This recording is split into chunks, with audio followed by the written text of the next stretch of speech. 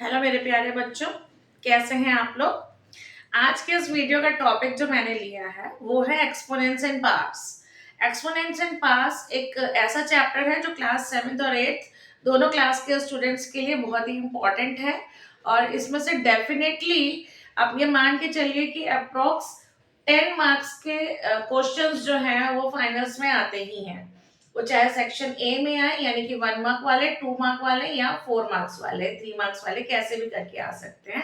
लेकिन approx 8 to 10 marks के question इस चैप्टर में से जरूर आते हैं और ये चैप्टर बहुत ही इजी है।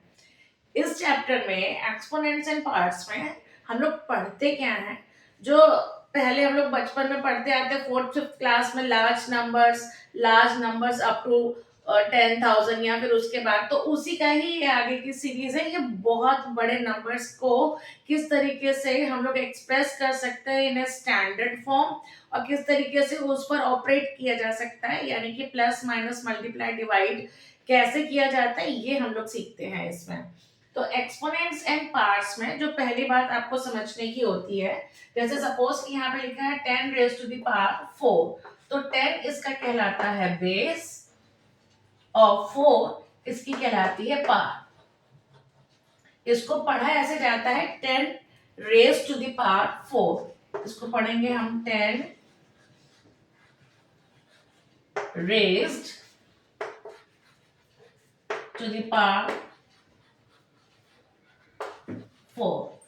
सपोज कि अगर यहाँ पे लिखा हो 10 इस तरीके से, तो हम इसको बोलेंगे 10 स्क्वायर, इसको हम बोलेंगे 10 स्क्वायर।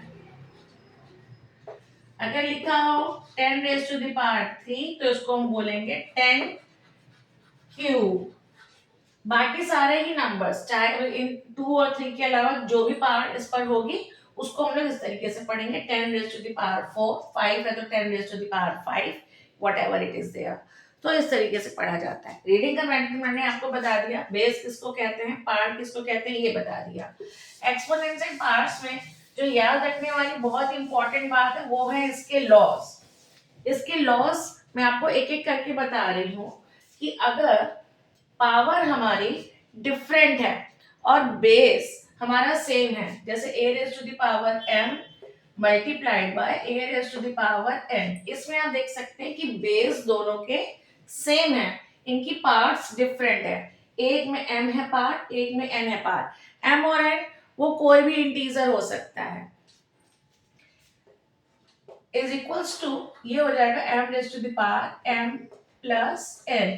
इसका मतलब हम ये कह सकते हैं कि अगर कोई ऐसे नंबर्स हमारे पास हैं जिनके पार्ट्स डिफरेंट है और उनको हमें मल्टीप्लाई करना होता है, तो एग्जैक्टली हम उसे मल्टीप्लाई नहीं करते, उनकी पावर्स को आपस में ऐड कर देते हैं। दूसरा लॉ होता है a raise to the power m divided by a raise to the power n, तो इसमें पावर्स का होता है subtraction, a raised to the power m minus n.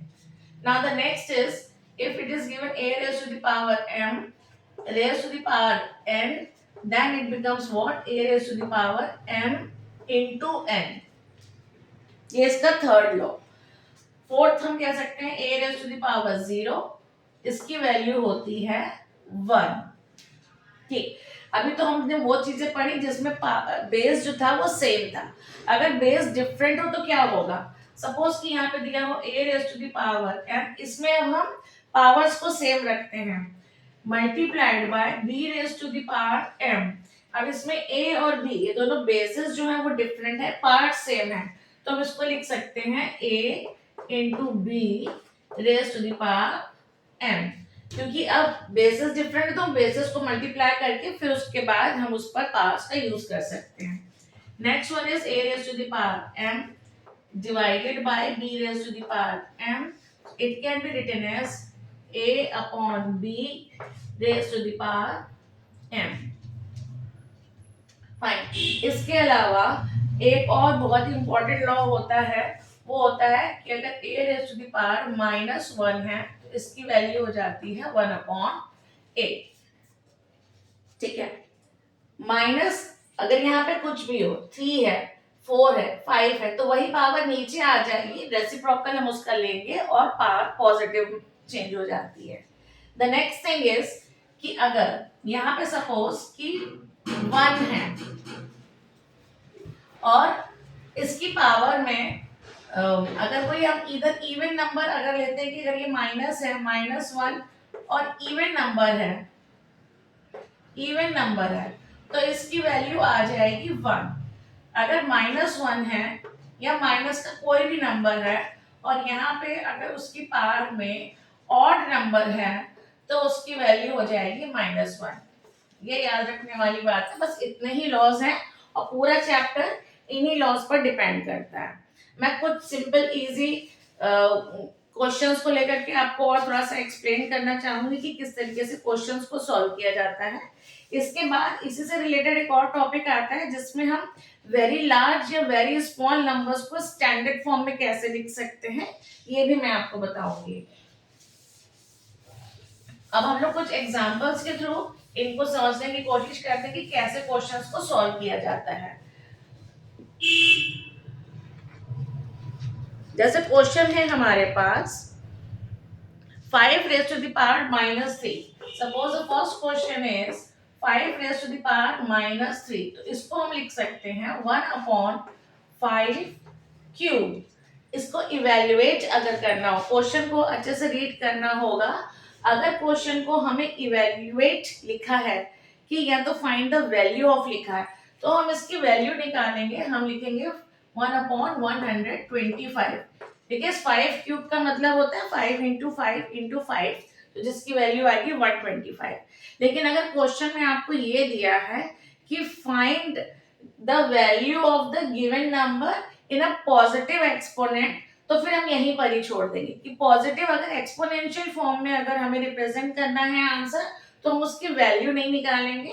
Question को बस हम पॉजिटिव एक्सपोनेंट फॉर्म में रिप्रेजेंट करके यहीं पे छोड़ देंगे। इसकी वैल्यू निकालने की नीड नहीं है अगर पूछा नहीं गया है तो।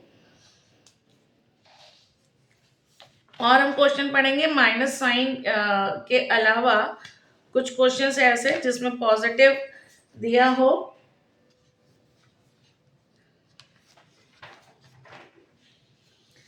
जैसे यहाँ पर एक क्वेश्चन मैं आपको बताऊंगी। क्वेश्चन दिया है 2 raised to the power 0 multiplied by 3 raised to the power 0 multiplied by 2 raised to the power 3. Suppose if this is a question given to you, तो as we know that किसी की भी power में अगर 0 हो तो उसकी वैल्यू 1 आती है, तो 1 into 1 मल्टीप्लाइड बाय 2 क्यूब की वैल्यू होगी 8, तो हमारा आंसर आ जाएगा 8।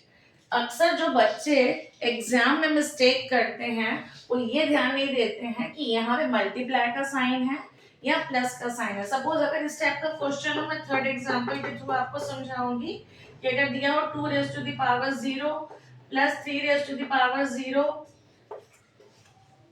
Multiplied by 2 raised to the power 3। अगर हम इस क्वेश्चन को लेके चले, बस मैंने थोड़ा सा इसमें चेंज किया, यहाँ पे मल्टीप्लाई की जगह इधर प्लस लिखा है। अब क्वेश्चन कैसे चेंज होता है कि 2 raised to the power 0 is equals to 1 plus 3 raised to the power 0 is equals to 1 into 2 cube means 8। 1 plus 1 हो जाएगा हमारा 2 और 2 into 8 करने पर आएगा 16। तो देखिए एक जरा सा साइन चेंज होने पर आंसर में कितना डिफरेंस आ जाता है। तो ये ध्यान देने वाली बात होती है कि अगर यहाँ पर हमें इस टाइप का क्वेश्चन दिया तो बीच में साइन कौन सा है इसको हमें ध्यान से देखना होता है। मेरे कहने का मतलब ये है कि जब कभी भी आप क्वेश्चन को अटेम्प्ट करें, चाहे एग्जाम में चाहे यूं भी प्रैक्टिस के तौर पे, तो ये ध्यान से देखिए कि क्वेश्चन में दिया क्या गया है। जो क्वेश्चन पूछा जाए उसका ही रिप्लाई करना होता है। एग्जाम का एटमॉस्फेयर थोड़ा सा ऐसा होता है कि बच्चे पेपर देख के कुछ घबरा जाते हैं, डिस्ट्रैक्ट हो जाते हैं, तो उसका रीजन ये होता है कि बच्चों ने ठीक से प्रैक्टिस नहीं की होती है। तो प्रैक्टिस बहुत इंपॉर्टेंट होती है मैथ्स के लिए कि आप जितनी अच्छे से प्रैक्टिस करेंगे उतना आपका कॉन्फिडेंस बढ़ेगा। एक क्वेश्चन है 3 raised to the power 7 multiplied by 3 raised to the power -2। यहाँ पर हम लोग अप्लाई करेंगे first law a raised to the power m into a raised to the power n which is equals to a raised to the power m plus n। तो इसका answer आ जाएगा 3 raised to the power 7 plus -2। So ultimately the answer will come 7 minus 2 which is equals to 3 raised to the power 5. अब फिर से आप question पढ़ेंगे. अगर ये दिया है क्वेश्चन में कि express the answer in exponential form तो हम यहीं छोड़ देंगे. और अगर क्वेश्चन में लिखा है इवेल्युएट या फाइंड द वैल्यू ऑफ तो फिर हम लोग इसका 3 का मल्टीप्लाई 5 टाइम्स करेंगे और फिर हम इसका आंसर लिखेंगे. चलिए आते दूसरे क्वेश्चन पर. इसी टाइप का एक और हम क्वेश्चन लेंगे जिसमें डिवीजन के बारे में हमें बताना है. क्वेश्चन है 3 raised to the power minus 7. I think it is given 2 raised to the power. Yes, 2 raised to the power minus 7 divided by 2 raised to the power 3. अच्छा, 7th क्लास में क्या होता है ऑलमोस्ट कि माइनस वाले questions नहीं आते हैं. 8th क्लास में ये माइनस पावर्स में आती हैं. टिल 7th जो है पावर्स में माइनस नहीं आते. तो एक क्वेश्चन में ऐसा बता रही हूँ जिसमें कोई भी माइनस साइन कहीं नहीं है. तो अगर इस टाइप का क्वेश्चन है तो ये इसमें सिंपल हो जाएगा 2 raise to the power 7 minus 3 और आंसर आ जाएगा इसका 2 रेज़ टू द पावर 4. अब सपोज कि अगर यहाँ पे माइनस होता तो क्या होता, मैं दोनों तरह से बता देती हूँ. अगर 2 raise to the power minus 7 होता divided by 2 raise to the power 3 तो इसका आंसर हो जाता है 2 raise to the power minus 7 minus 3. तो फाइनली इसका आंसर होता है 2 raise to the power minus 10. और क्योंकि माइनस 10 अगर ऐसे पूछा गया है कि लाइक इसको सॉल्व कीजिए तो हम यहाँ तक भी सॉल्व कर सकते हैं. और अगर ये दिया है कि express the answer in the positive notation तो पॉजिटिव नोटेशन में इसको एक्सप्रेस करने के लिए हम क्या करेंगे, इसको हम करेंगे 2 raise to the power 1 upon 2 raise to the power 10. तो ये पॉजिटिव नोटेशन में आ जाएगा. इसका हम लोग 1 upon 2 raise to the power 10 करेंगे तो यहाँ से माइनस जो है वो साइन उसको रिमूव कर दिया जाता है. ठीक है. और अगर कुछ आपको अपनी तरफ से पूछना हो तो मुझे आप पूछ सकते हैं. मेरा व्हाट्सएप नंबर और कमेंट्स में आप ओपन हैं कोई भी क्वेश्चन पूछने के लिए. एक और क्वेश्चन मैं इसका छोटा सा सॉल्व करके दिखाना चाहूंगी. इसमें क्वेश्चन है 2 raise to the power 5 divided by 2 raised to the power 8 whole power is 5 multiplied by 2 raised to the power minus 5. ये देखिए इस टाइप के क्वेश्चंस को कैसे सॉल्व कर सकते हैं. सिंपली हम लोगों को लॉज ही अप्लाई करने हैं. 2 रेज़ टू द पावर 5 पहले ब्रैकेट सॉल्व करेंगे क्योंकि डिवीजन है इसलिए पावर्स आपस में सब्ट्रैक्ट होंगी. Rest of the things will copy as it is 2 raise to the power minus 5. जैसे लिखा है बाकी चीजों को वैसे ही कॉपी करेंगे. In the next step will subtract 5 from 8 तो will get minus 3. Rest of the things will copy as it is. Step by step work करेंगे तो कभी मिस्टेक नहीं होगी. नाउ यहाँ पर हम कौन सा लॉ अप्लाई करेंगे, a raise to the power m into a raise to the power m raise to the power n. तो इन दोनों का मल्टीप्लाई हो जाएगा 2 raise to the power minus 3 into 5 multiplied by 2 raise to the power minus 5. अब next step में आप चाहें तो तीनों को एक साथ कर सकते हैं लेकिन पहले यहाँ पर आप मल्टीप्लाई करेंगे तो आंसर आएगा हमारा 2 raise to the power minus 15. 5 से 50 और ये माइनस का साइन. अब क्योंकि दोनों का बेस इक्वल है और बीच में मल्टीप्लाई का साइन है तो ये माइनस 5 इसमें ऐड हो जाएगा. ऐड हो जाएगा तो ये साइन लगेगा और क्या ऐड होगा, minus 5. So final answer will come 2 raise to the power minus 20. This become the answer. इसके और भी क्वेश्चंस हैं जो थोड़े से और लेंथी 4 मार्क्स में आते हैं. उसको मैं सॉल्व करना नेक्स्ट वीडियो में बताऊंगी. और स्टैंडर्ड फॉर्म मतलब अगर हमें दिया हुआ है कोई क्वेश्चन वेरी लार्ज नंबर या वेरी स्मॉल नंबर उसको स्टैंडर्ड फॉर्म में कैसे रिप्रेजेंट करते हैं ये भी मैं नेक्स्ट वीडियो में आपको बताऊंगी. टिल देन बच्चों गुड लक.